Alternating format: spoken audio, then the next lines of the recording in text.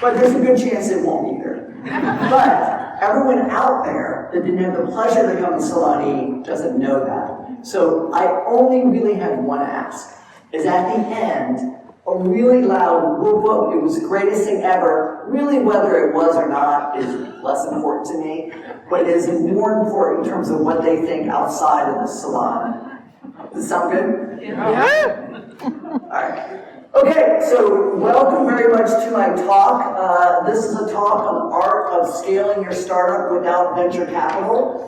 And it really is two things. It is a bit of a story time, about a story of a company I built called Bronto Software. And it also is kind of the lessons learned along the way, because it was unique in that it was a high-growth startup that grew up without any outside funding. And it had a very interesting and compelling exit. So, you guys ready for that? Yeah. I know, it's cheap, but... Okay, so let's just kind of go ahead and get into it. First, I like questions. So hopefully we have lots of time for questions at the end.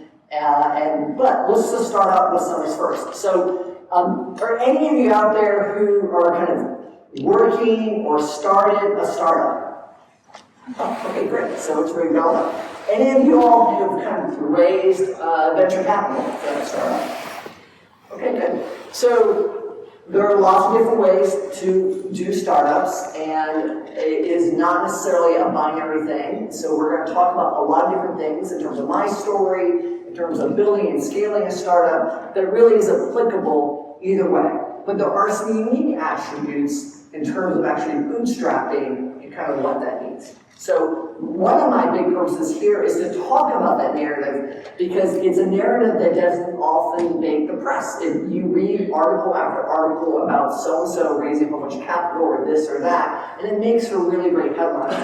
But it's not the only way it's done. In fact, there are many more examples where that doesn't happen. That is a very different set of pros and cons. So hopefully you're here today not just because you wandered randomly from the outside, but you actually have some kind of interest in these kind of things. So without further ado, why don't we get started? All right, here we go. All right, so like I just mentioned, the dominant startup narrative that I've been reading about over the last 30-some years, and that was definitely true before I started my company, was the idea that X company, XYZ, raised X million dollars in funding from these lead brand investors. Or so-and-so was sold for $1 zillion, and then talks about some of their investors. But what I never really saw was the story behind the story. And I also never really saw as much as entrepreneurs, how it worked out for them as founders, and then also these founders who did raise capital. Because they don't necessarily have venture capitalists or their investment bankers or other folks who have a vested interest to promote them. So these stories often get untold, or if they are told, they're really closely assimilated with lifestyle businesses, small businesses, and they're not really taken seriously. But there are some very real success stories, particularly in tech, related to Bootstrap, and I think nowadays this is even more relevant as we talk about the ability to build one's own product using AI tools. We talk about seed strapping and a few of these other things. So this story, even though I started this journey 25 some years ago, it actually is more relevant now than it was relevant then. All right, so here's kind of the story we all kind of know. A, raise money. B, grow fast. C, become a unicorn. And then buy your yacht and your riches and off you go. And I'd like to describe the VC model really more as a Silicon Valley model, because there are lots of different scenarios, but the stereotypical version of this often follows this very simple narrative. So when you're sitting on the sidelines and you're thinking about starting a company, you often kind of associate that's what I need to do. And it depends, and it really varies, and I'm going to tell you my story because I went a very different route. Okay. So here's in a snapshot, we'll get into it with pictures because I like telling stories, my very simple 15-year-ish overnight success story. And the reason I put the word overnight success is because when the articles were written and it came out in the papers and all that, it makes it sound like I was sitting around all day, I had a great idea, and 15 years go by more or less, and then presto, all this money is made. And it really, there's a lot of paper cuts and a lot of toughness that goes along in that journey. So when I talk with entrepreneurs today, I try to give them not so much the story on the bookends, but really more the story in the middle, because that's the real hard part. And it's absolutely a marathon for all, running a marathon for starting any startups. You guys hear that? That's our competition. Than it is in terms of doing the sprint. So, very high level. 25 years ago, I left my paycheck. And a few years after that, I started a company called Bronto Software. And fast forward 13 years after that, I sold that to NetSuite for $200 million without taking any outside funding from angels or VCs or whatever, although I have this really nice sweater on today.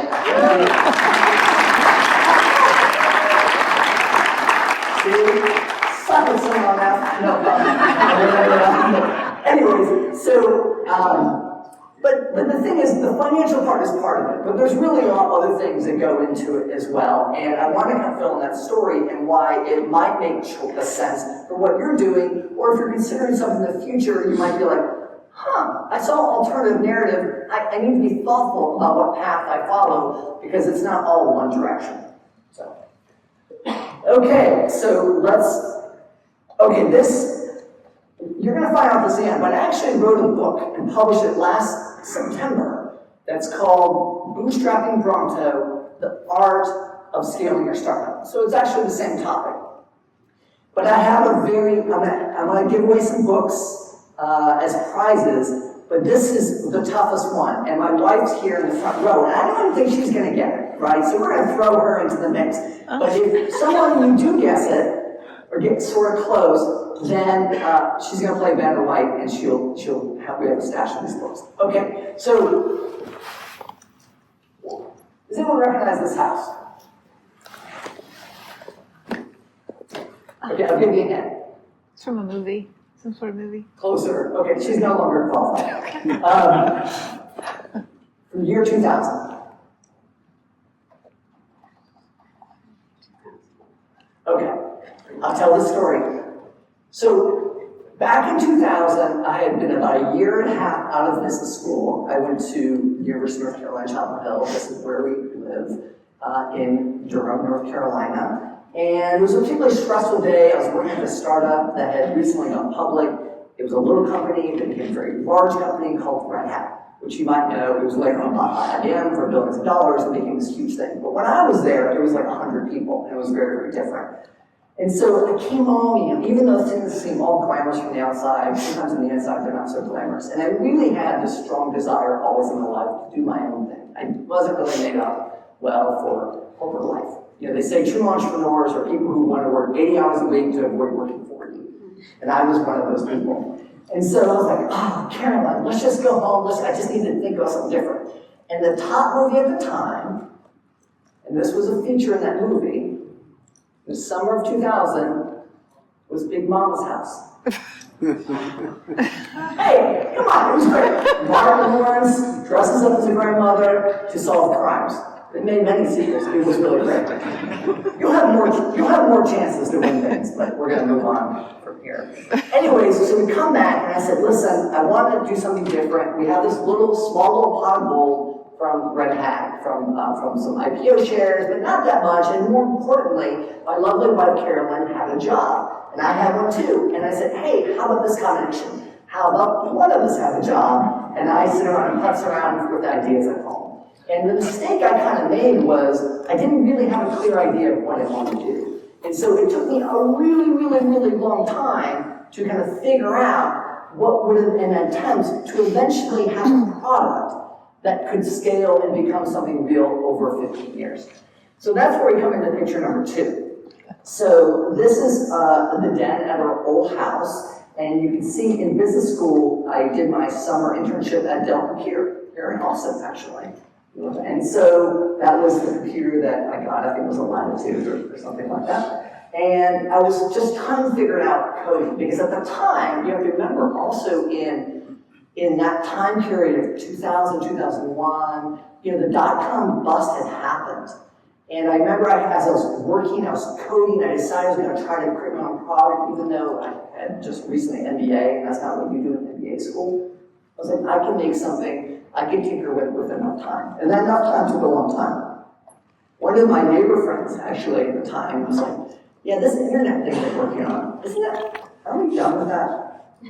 That was in 2001. I think that, Facebook hadn't been a twinkle in Mark Zuckerberg's eye at that point. So clearly there was a lot more. And just now, how we look at the news and we think AI is going to dominate coders and everything's going to go away, some fraction of that will be true, but more importantly, it's just going to look different.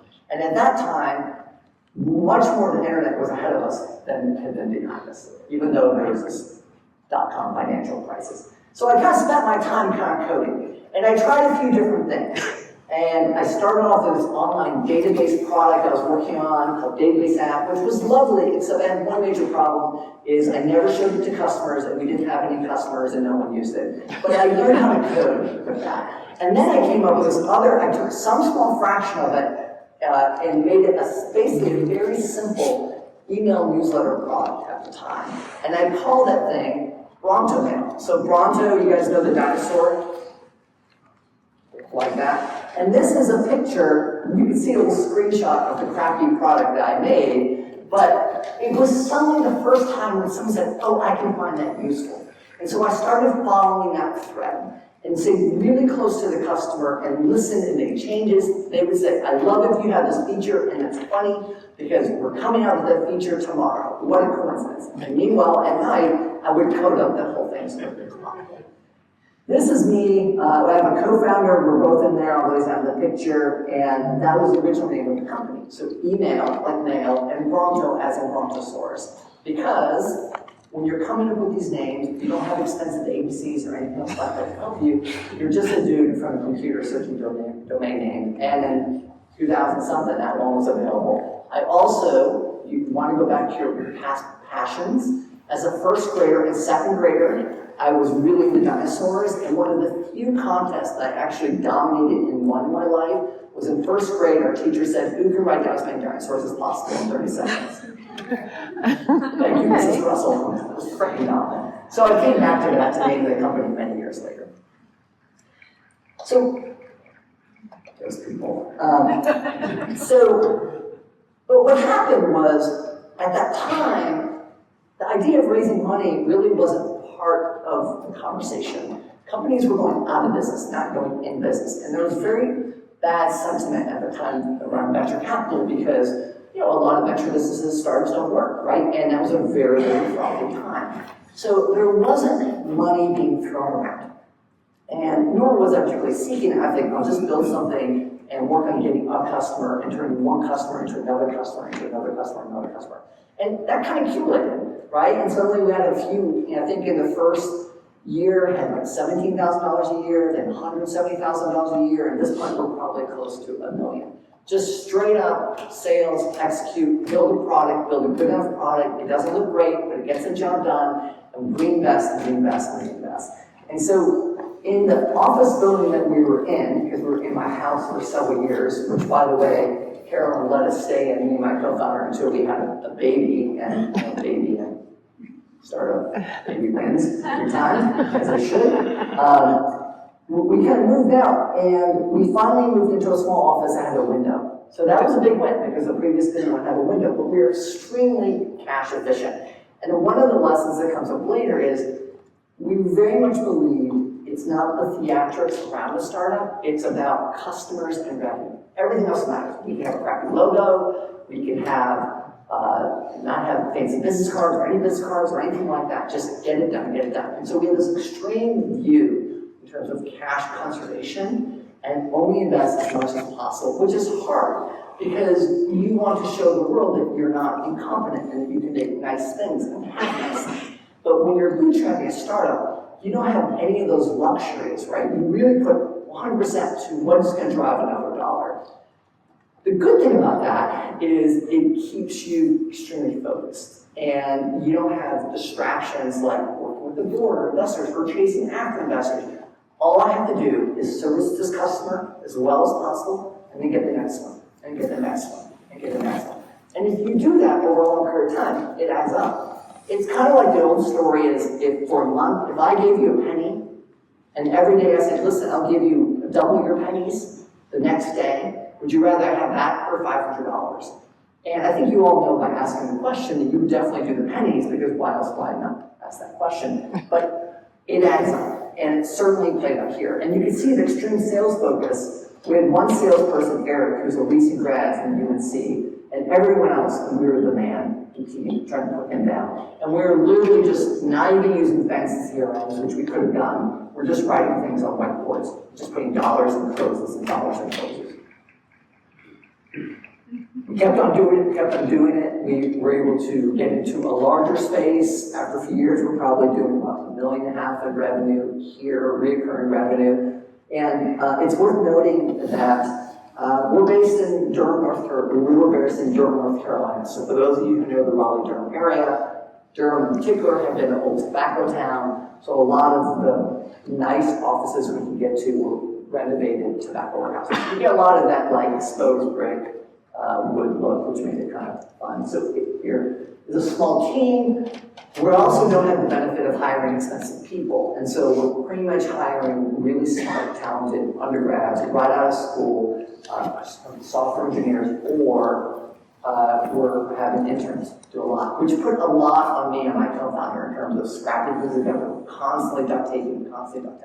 It would have absolutely been nice to have some really experienced people and to take that pressure off, but that was the model we took. And that's one of the kind of cons, right? Years go by, and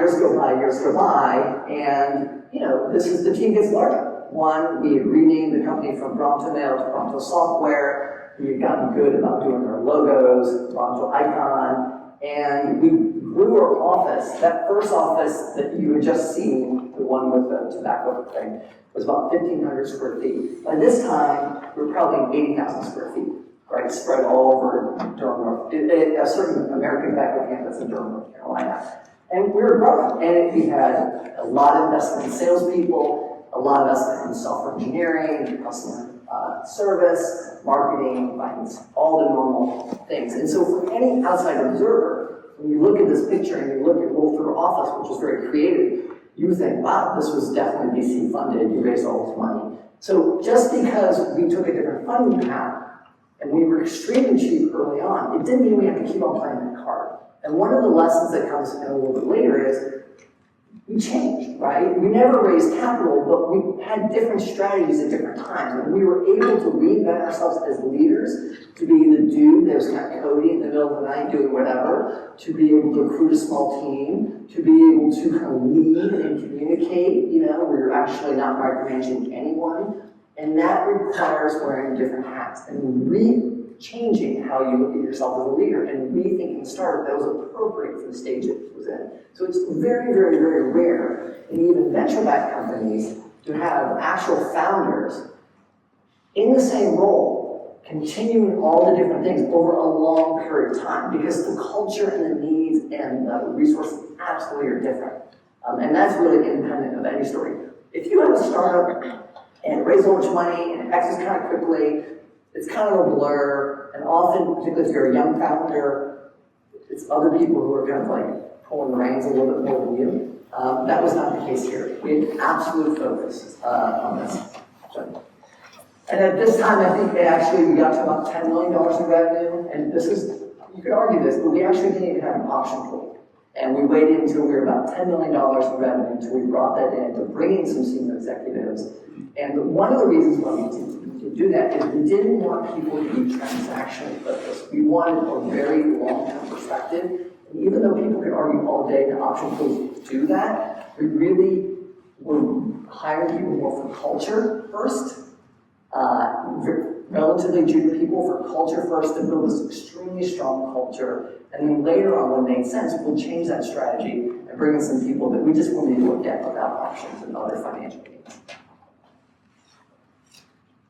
So One of the new things that became more possible, and this is probably like 2010, 12, somewhere in that phase, and it's kind of given now, even more extreme, is, we're just relatively few hundred person software company in Durham, North Carolina, and we're competing against much larger companies that had raised lots of capital.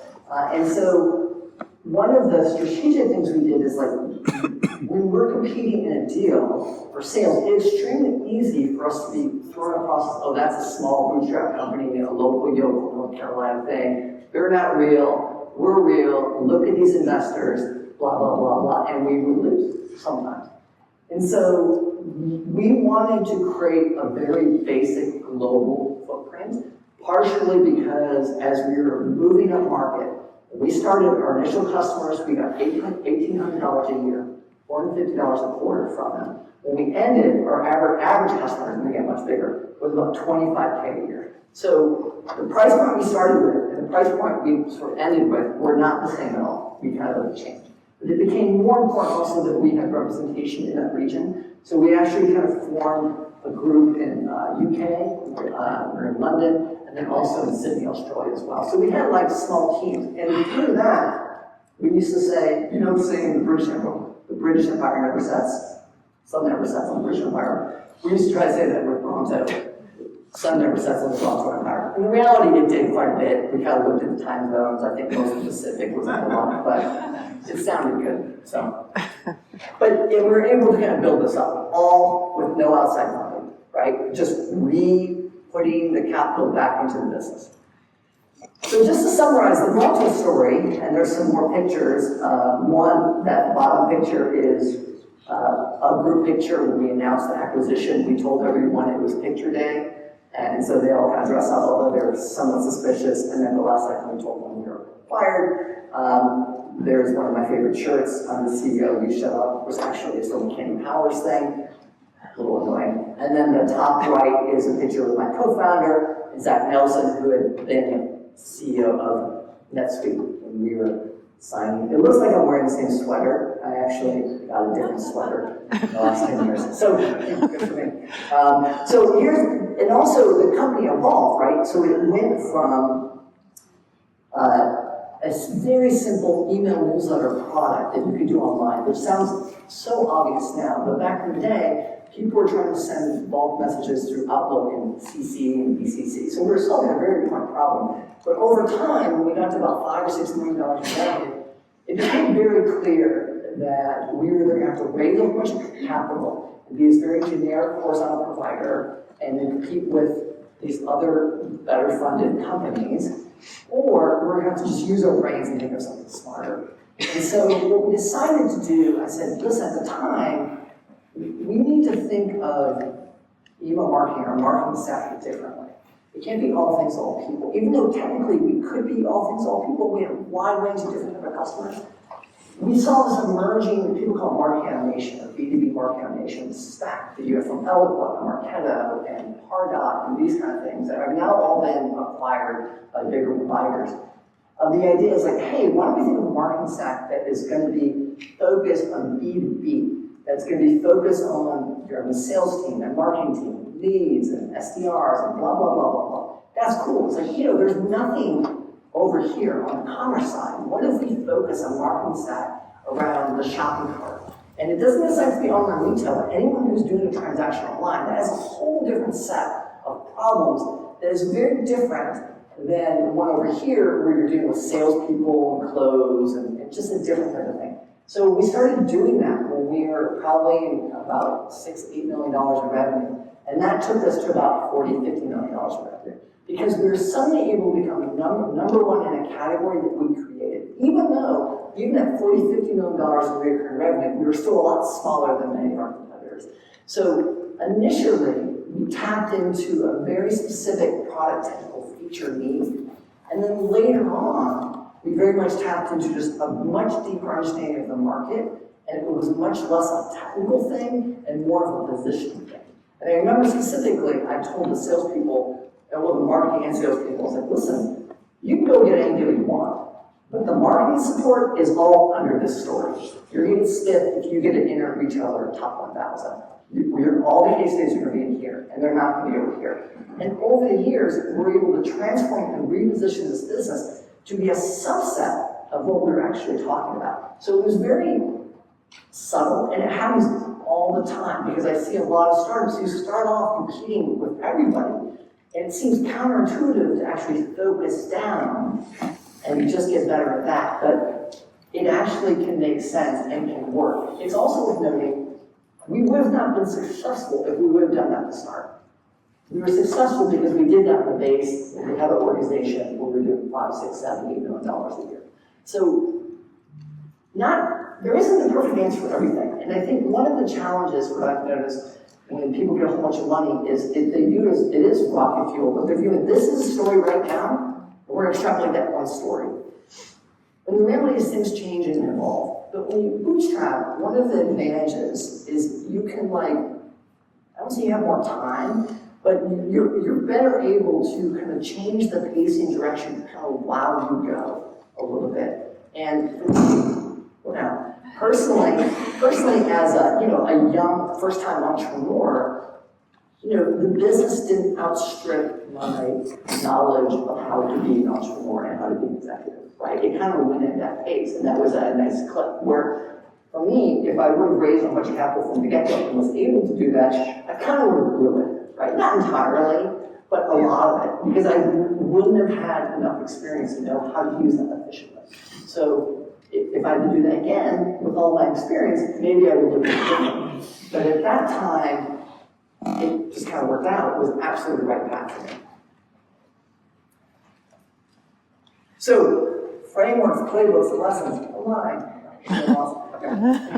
All right, so one of the things I've had the benefit of being 10 years away from this, not only have kind of lived this very real experience where we very much just tried to organically figure out what made sense. And, one of the problems is we never had a board of directors, we never had a board of advisors, and they probably would have been helpful. But we just had to kind of figure a lot of stuff out, and a lot of that stuff out just kind of distilled to what kind of makes sense. And that rhymes with a lot of entrepreneur startup literature that you see out there, because they also came to the same conclusion. So these are a lot of conclusions that we came up with.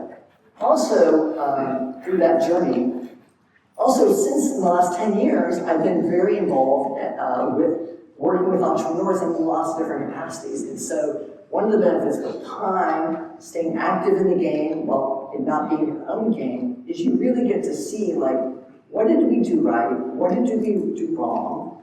And where do I see other examples? Because I've made a lot of assumptions that all startups are going a certain way, and that's not true. But I've seen enough other examples now where people will say, I like these attributes, and these other attributes I don't like.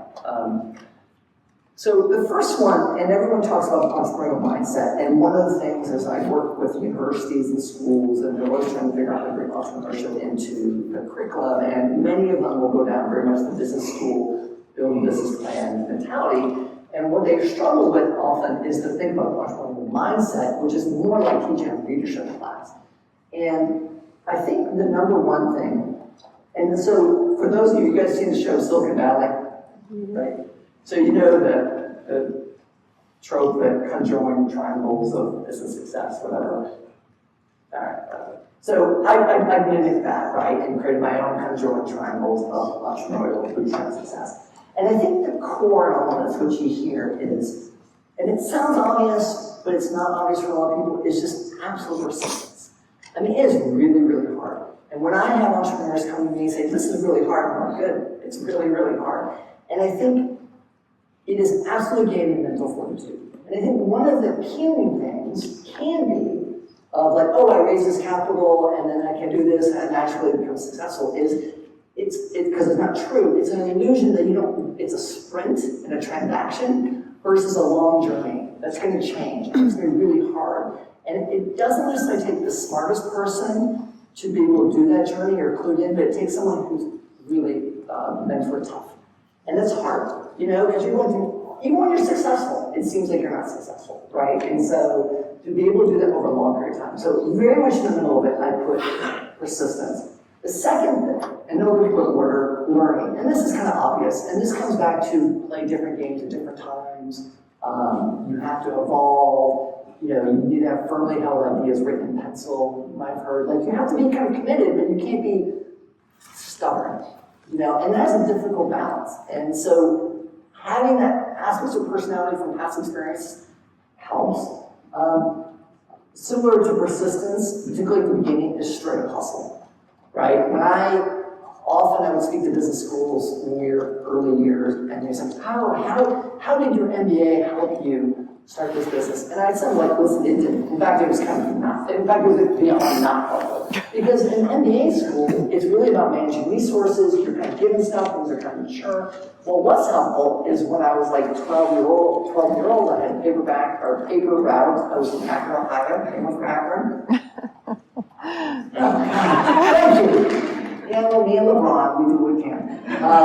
Anyways, and you do your paper route, and you're a teenager, right? And so you're like, how do I kind of hustle some Dr. Pepper out of the pop machine?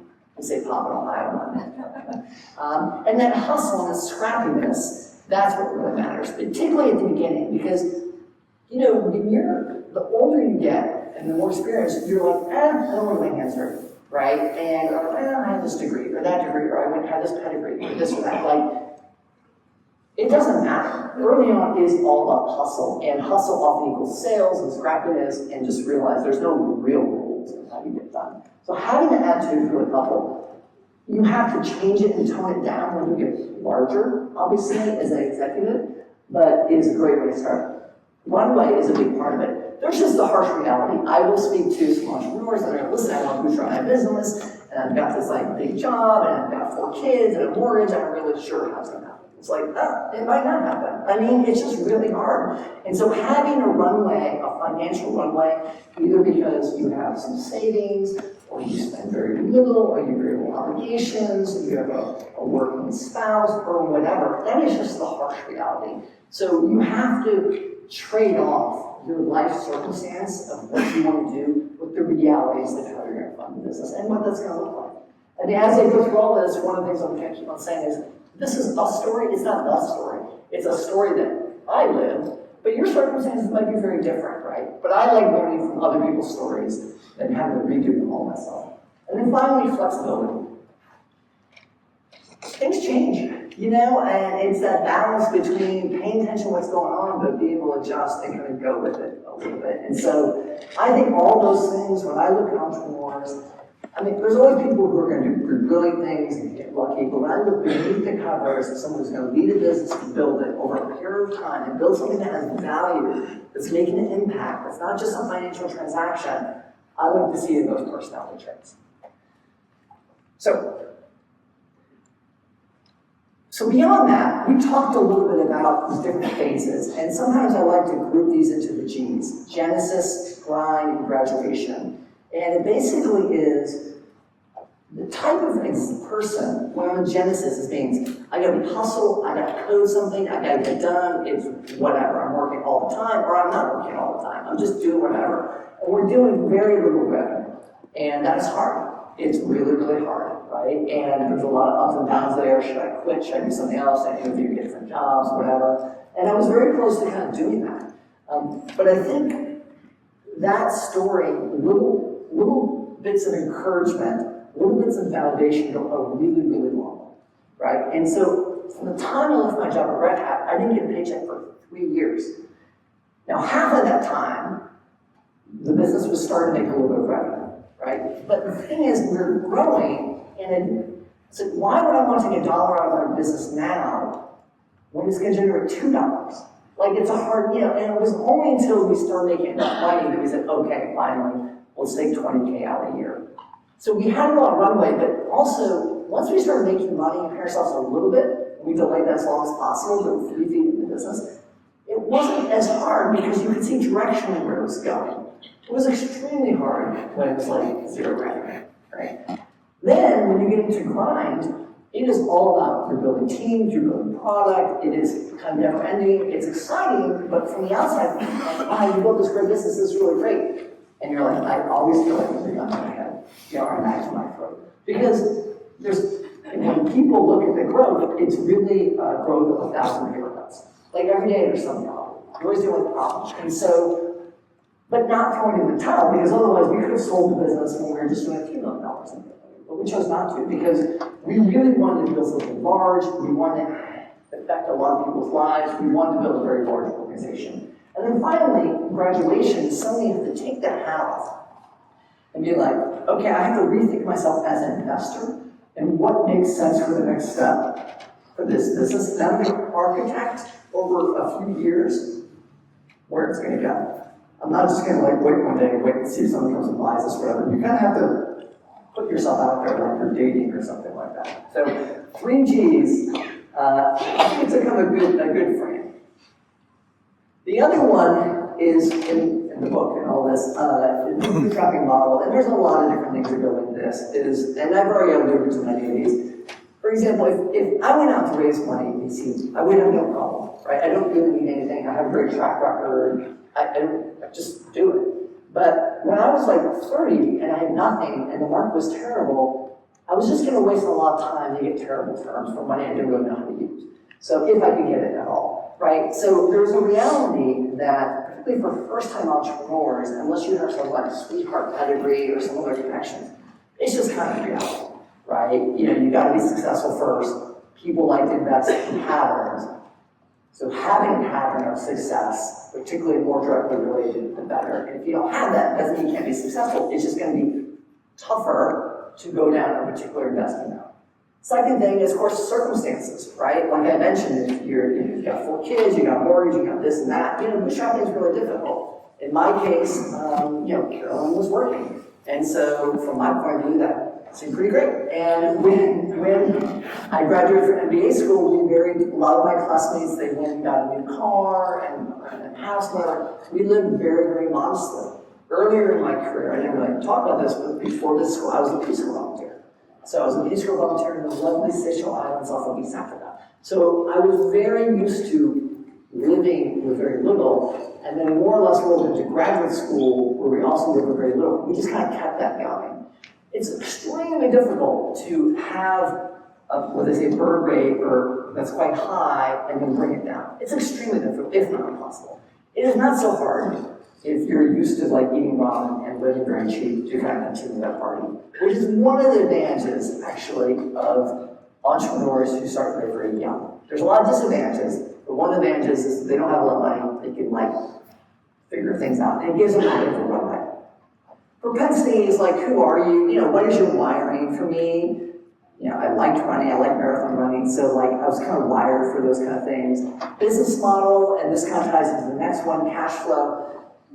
We were a recurring revenue business. We took money up front, and we weren't doing enterprise deals. We weren't trying to go chase a $1 billion deal that is going to take years to get, because then you die on the vine while you're trying to get the cash. And then, while we have lots of small customers, highly fragmented customer base, no one large customer is doing anything better. So we had a steady stream, and so we had a steady stream that was just kind of building, and that gave us a lot of financial stability.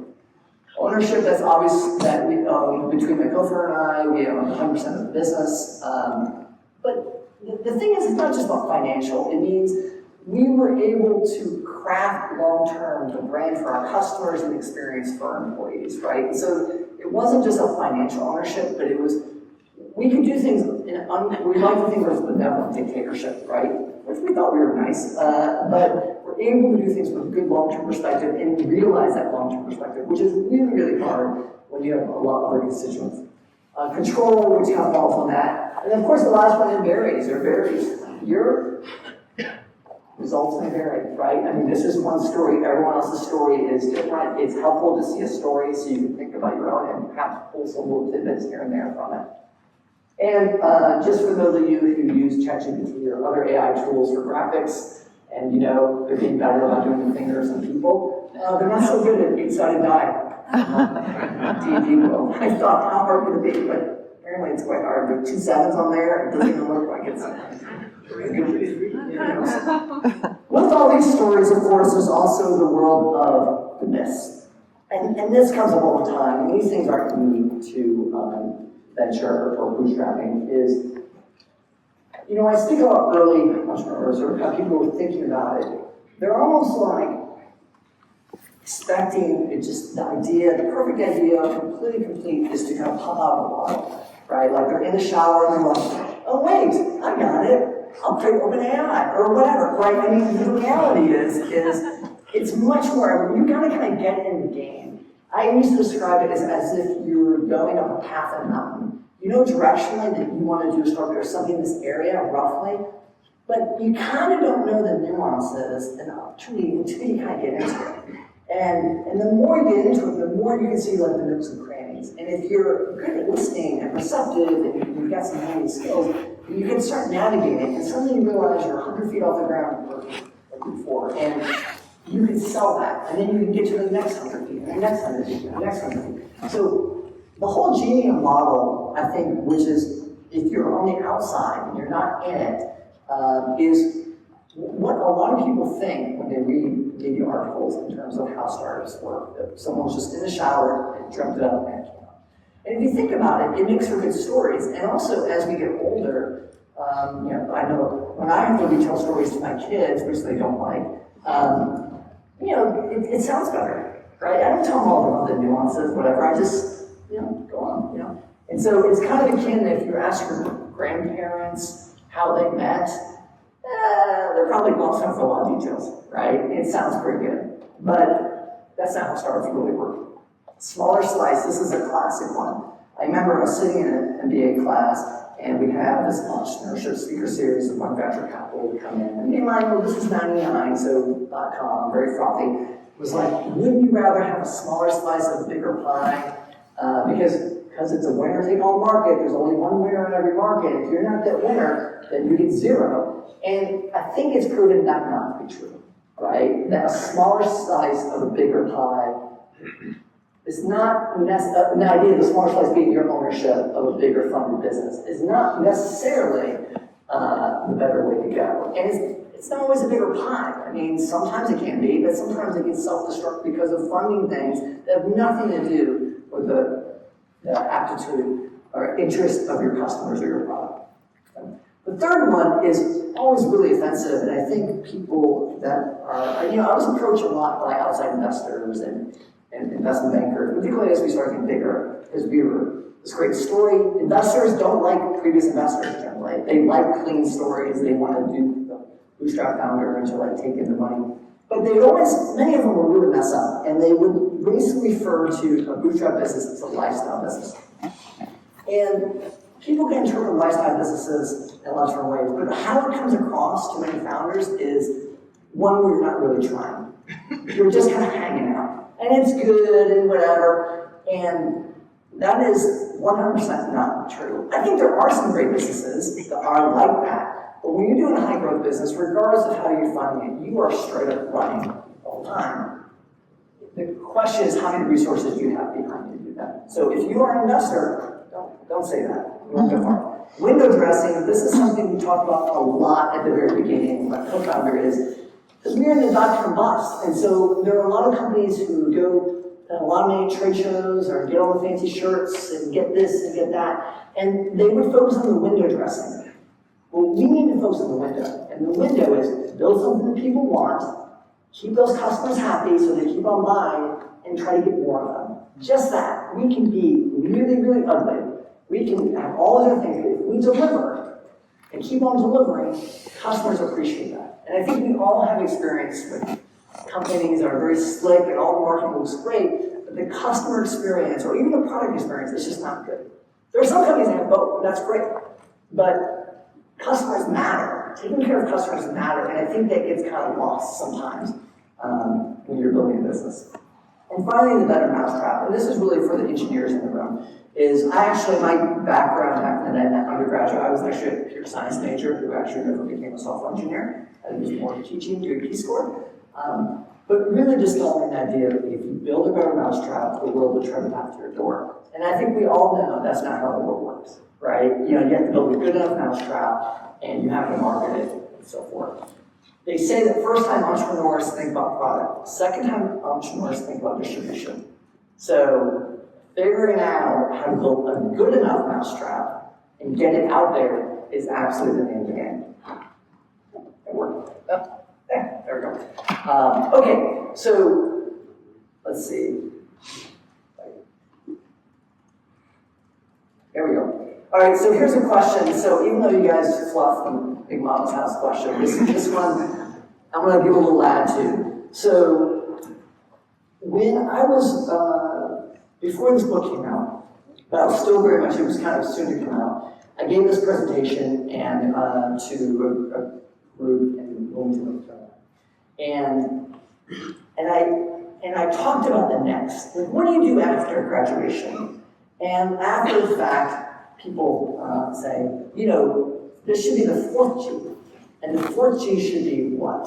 So after graduation, what do you think the fourth G could be? I'll open to a few hands. And Carolyn will give you a book if anyone gets close. Give back. That's good. So, okay. Get to it. Gratitude.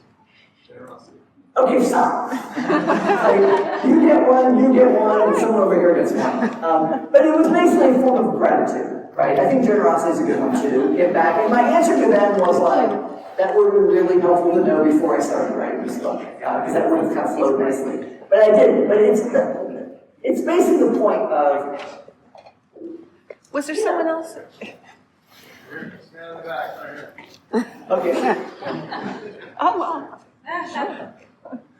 Okay, it might be playing a little bit now, but like this so, anyways, so it is, you know, I had this big success and I built this great business and it was absolutely wonderful. And so then the question is, what next? And it's really hard when you've done something for so long, you have this big brand and all these people and everyone had a great experience, to figure out what is your purpose, what is your fulfillment, right? You know, I'm sure it's very similar to people who have this great athletic experience and then their career ends and like, well, what do, right? Do you do it again? Do you do something else? Do you try to help? So the idea I took, and everyone's different, is how to kind of give back, give gratitude. I think the actual term was gratitude, but we'll kind of give back, that sounds good.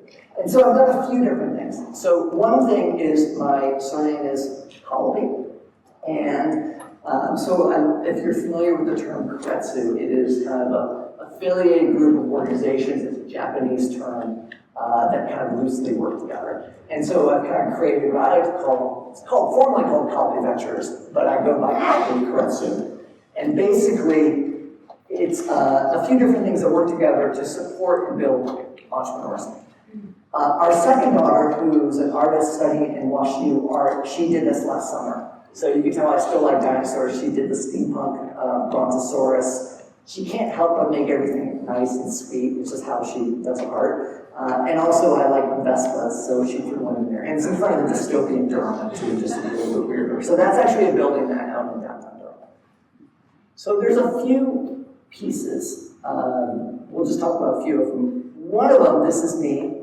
And that is in front of a neon bronto that I used to hang over the office complex where we used to be based.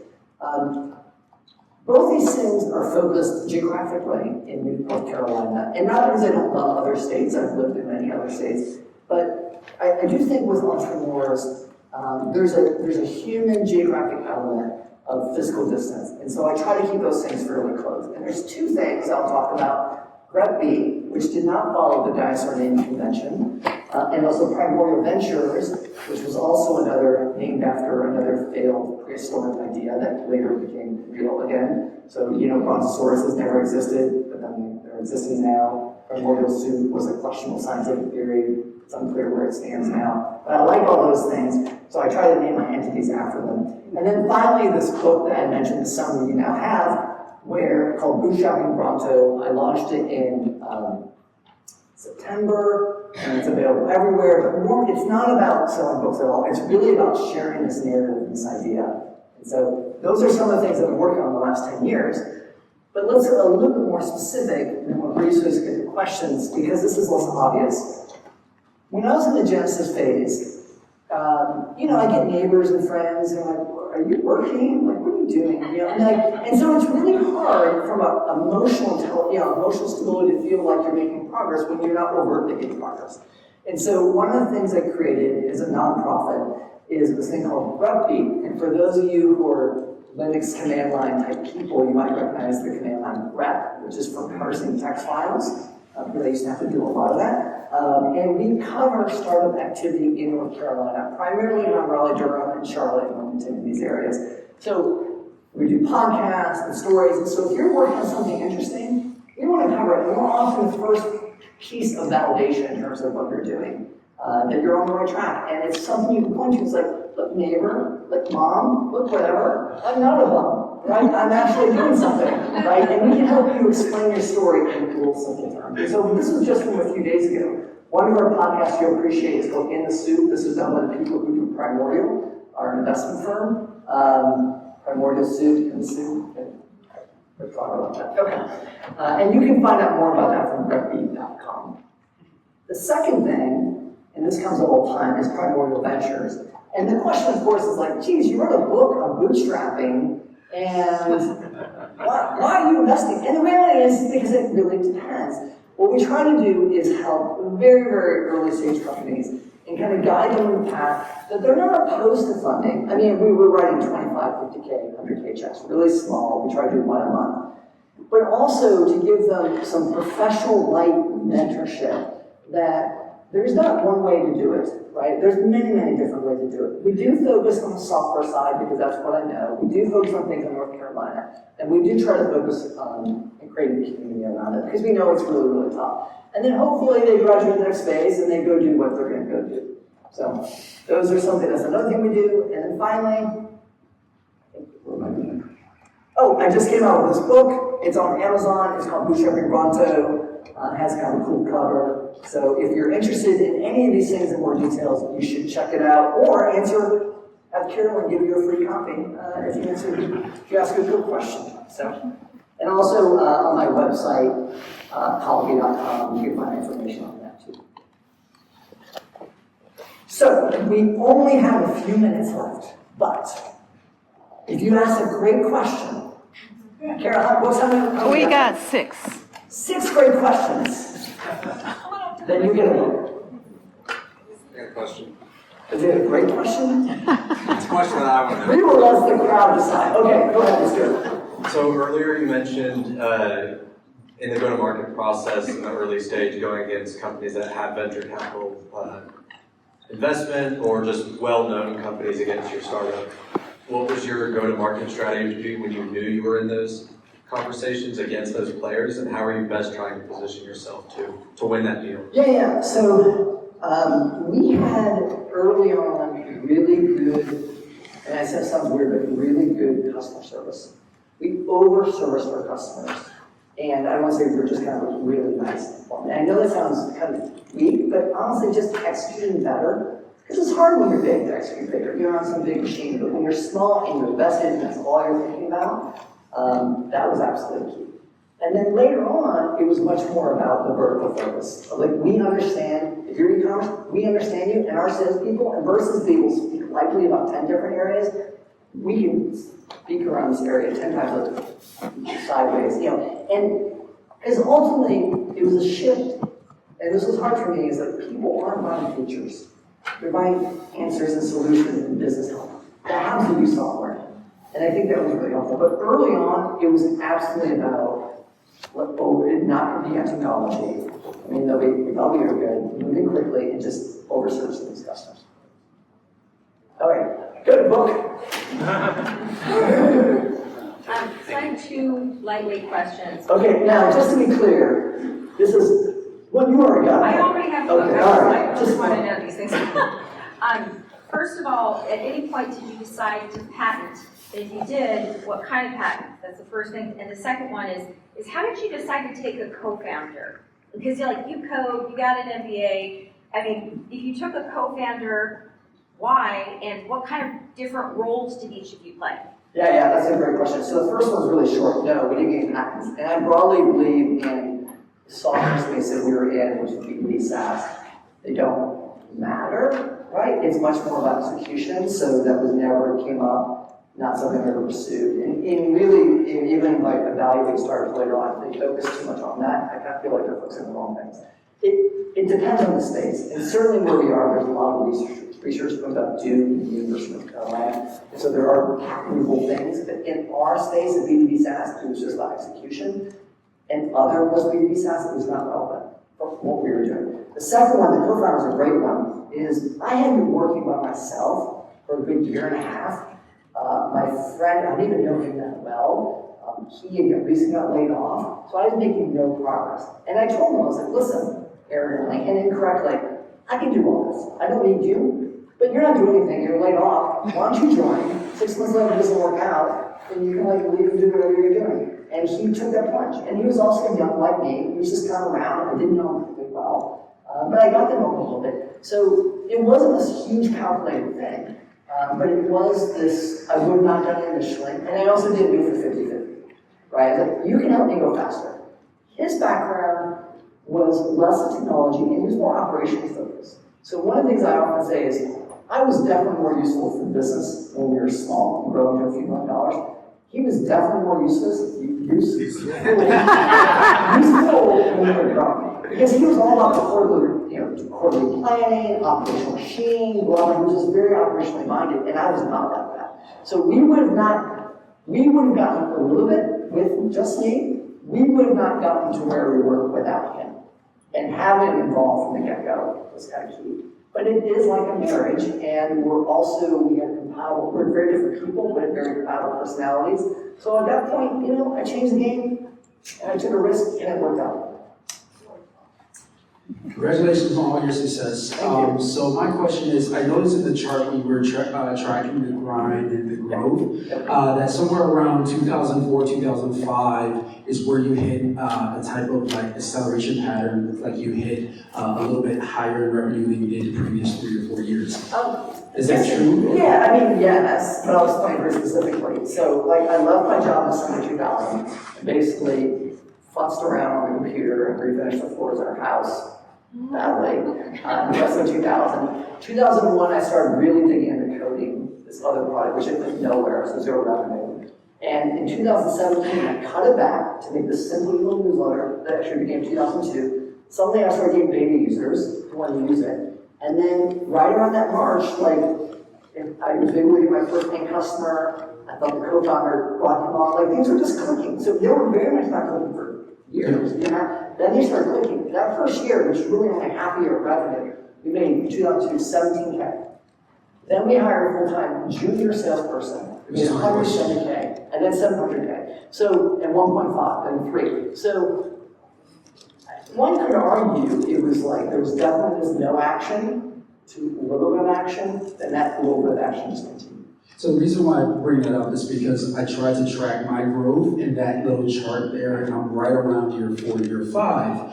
And what I'm noticing is like I do 1.5 million ARR, but I noticed that our revenue accelerated when I brought on my first salesperson. So my question to you is this: what did you do to build such a strong sales team? Because I understand you didn't get investment from VC, so it was probably coming from your sales. So what in that sales apparatus contributed the most to that acceleration? Okay, so first, these are beer level, long time questions, which are really, really good and very impactful. There wasn't one thing. It was always 2 steps forward, 1 step back. It was brutal because we tried every combination of inside sales, outside sales, they wouldn't work.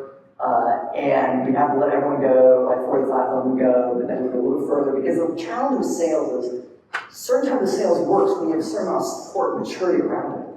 And the problem is sometimes when you bring in like big time people is they're not optimized to work in very small entities with very low resources. So it was definitely, even though it might look like that, specifically in the sales organization is where it kind of felt like that, even though if you smooth it out, it looked like that. So I think there were some very real challenges that we basically had to do, always trying different things, always trying to make, and it really wasn't, I would say, until we got past $6 or $7 million, $8 million revenue, where we had enough sense of a team and dedicated teams of like small, but ADRs or SDRs, EDRs, whatever you call them, salespeople, a leader, you have some level of predictability. Like we used to have this problem where we said, we want to hit this goal, but we wouldn't even have the quota before.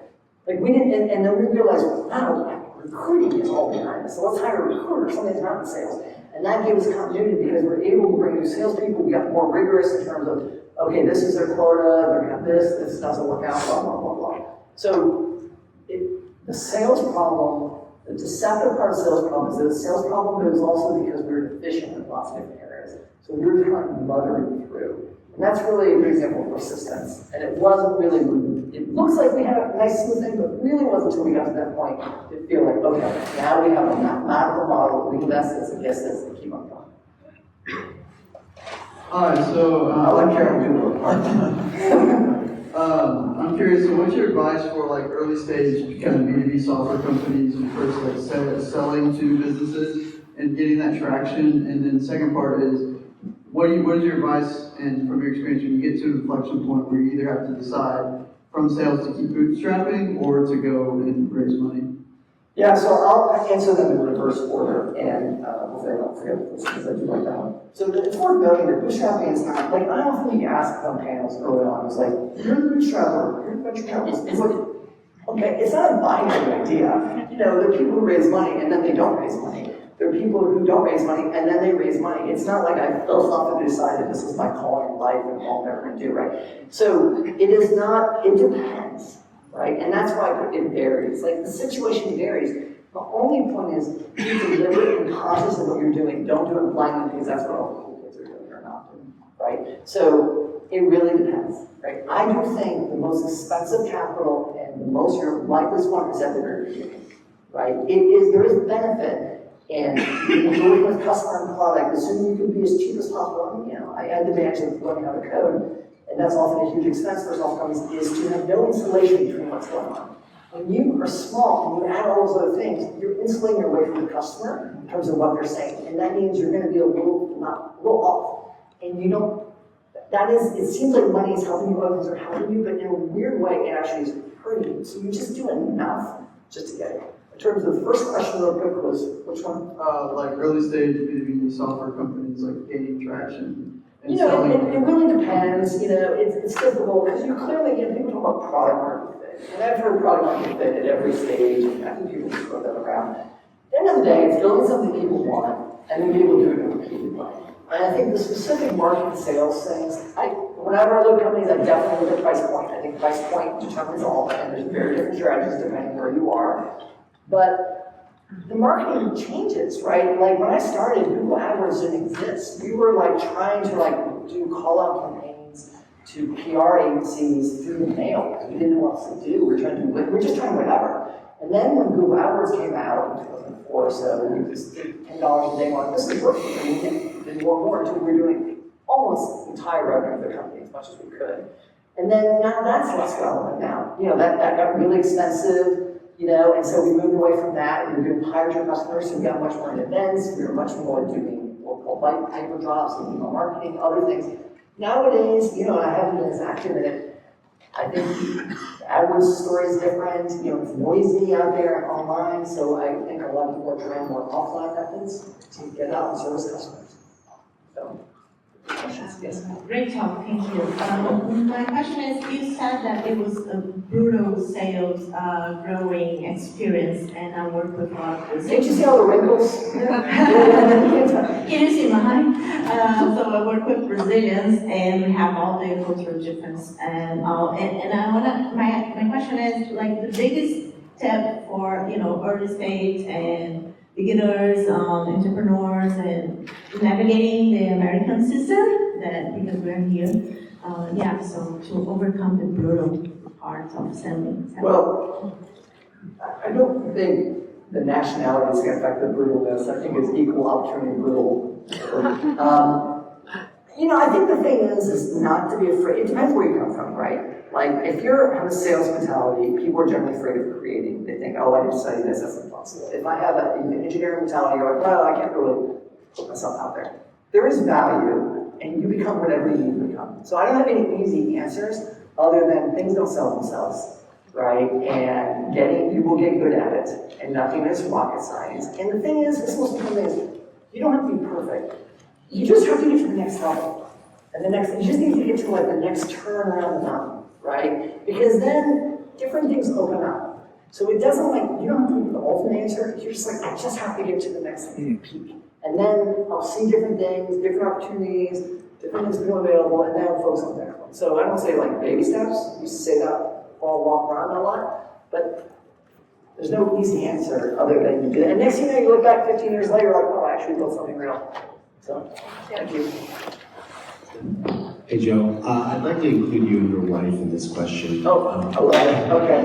What are some of your suggestions or lived experiences for setting healthy boundaries with loved ones while bootstrapping to a growing sorrow? I'll tell you what, Carol, why don't you hop up there, why don't you answer that? Come on, you want that boat girl, you can do it, come on, let's just. No, that way. Oh. Here. Hey, let's hear it. So the question is about setting boundaries with loved ones while you're on this kind of journey, and maybe you don't have a lot of money, and working on the dining room. yeah. I'm not sure. We had little kids. Our oldest was born in 2002. And that was just what they were born into. They were used to not having a lot of money, or, that wasn't an issue where we lived. We were just kind of amongst all the other people.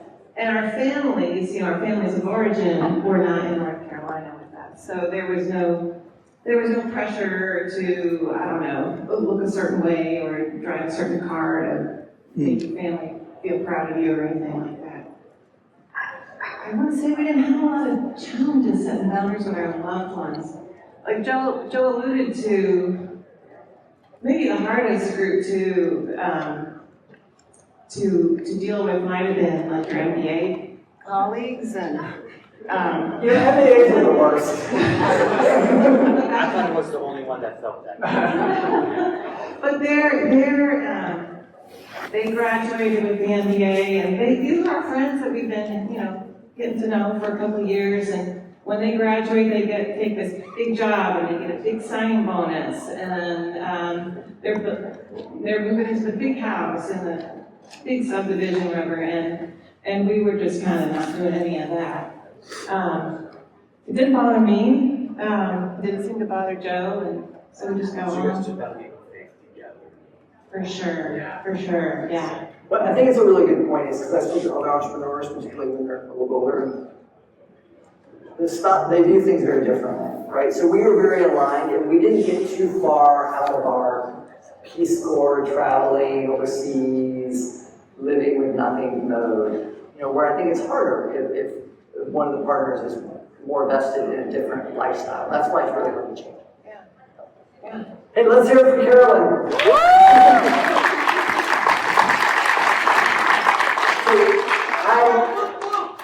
Okay, so real quick, we're going to do the whoop whoop before we do that real quick. Our time is up. I am happy to answer any and all questions. I'll be right out there, but they're making us clear the room. So let's do a big whoop whoop.